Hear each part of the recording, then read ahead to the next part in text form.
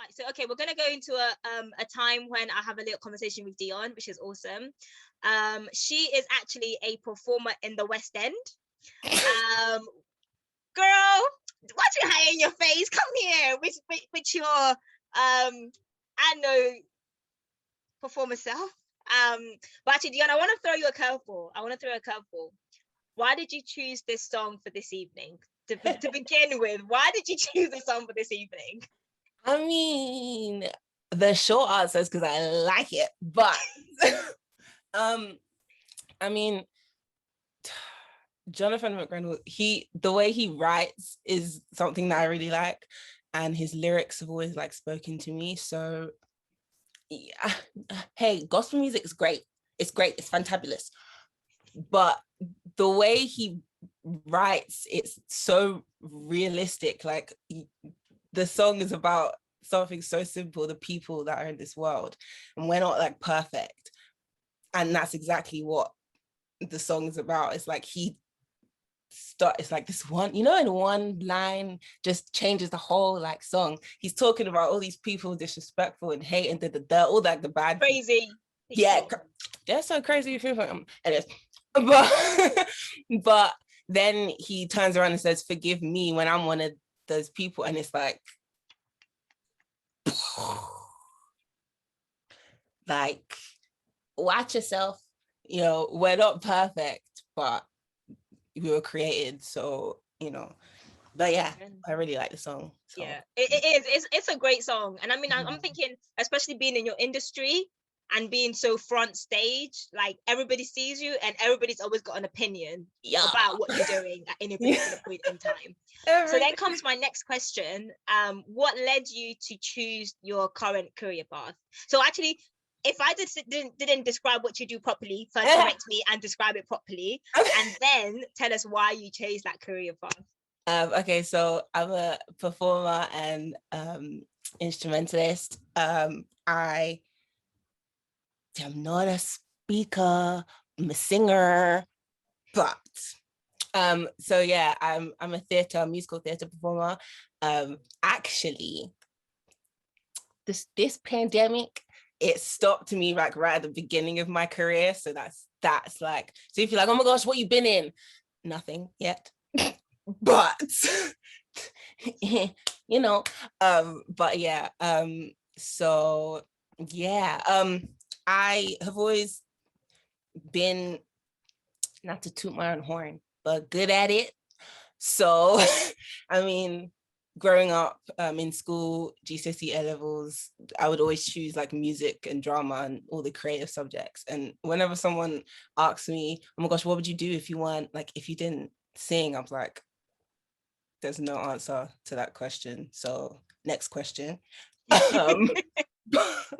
But yeah, I really like doing it. It doesn't make me feel like anything else. So yeah. Okay, good. Great answer to that question. And those of you who know that you're not there yet, what are you waiting to enter into? Oh wait, me? Yes, you. Like, what did COVID stop you from doing as like the? Okay. So I would have let me not say too much. Okay, can you not say? I would have gone on tour. I'm not gonna say the thing, but I would have gone on tour. Okay. With a musical. So with a musical, yeah. So she's getting there. And actually, I want to ask you a question, right? So there's been a lot of conversations about race and representation and Black people everywhere and in workplace and that kind of thing.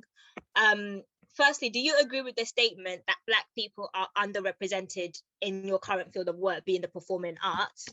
And what advice would you give to someone who wants to pursue this line of work, especially because you mentioned you were just about to like take off and COVID happened, and we know that your industry has been hit hard. You know it, Governor B knows it, and all of y'all know it, which is a real struggle, but we thank God for all he does for us. So firstly, do you think that Black people are underrepresented in this field? And secondly, what advice would you give to somebody who wants to enter into your field, especially now, who's Black? yes, we got hit, like hit. But advice that I would give, yeah, we're underrepresented. I can't talk. We are, but there was, I guess, the advice that like I've always got. I mean, we're all taught in this day and age we always have to work twice as hard to get somewhere. But especially now, I would say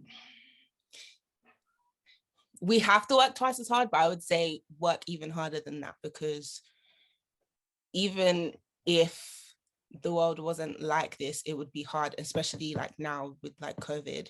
Something so tragic has happened, but you have to find some way to move past it. And creatively, it gave me like time to do other things that I didn't have time to do. So a lot of people are like, oh my gosh, Dionne, where's the album? I'm like, I didn't have time.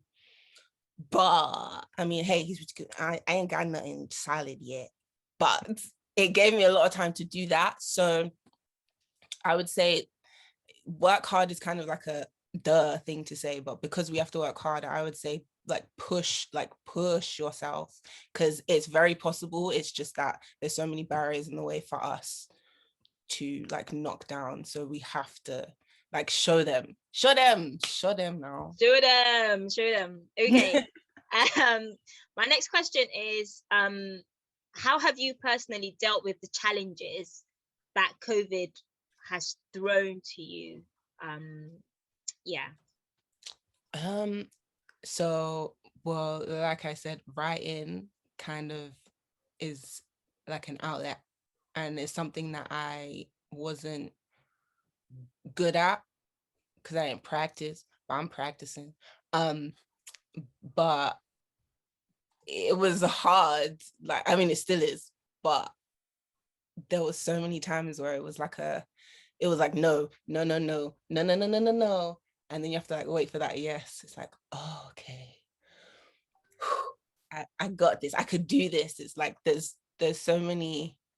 Like, I'm not gonna lie, I say it's not hard. It's very hard. Like everyone knows that. But when you get to that point where it's like no longer a no and it's a yes, it kind of makes it worthwhile, like worth all that hurt and stuff that we've all like gone through. Okay. And I guess a final question for you, Dionne, is how has this season of life, you know, COVID and all that is thrown at you, impacted your faith journey? I love this because it's got so much stronger because of the impact that it like hit. It made me, how do I explain this?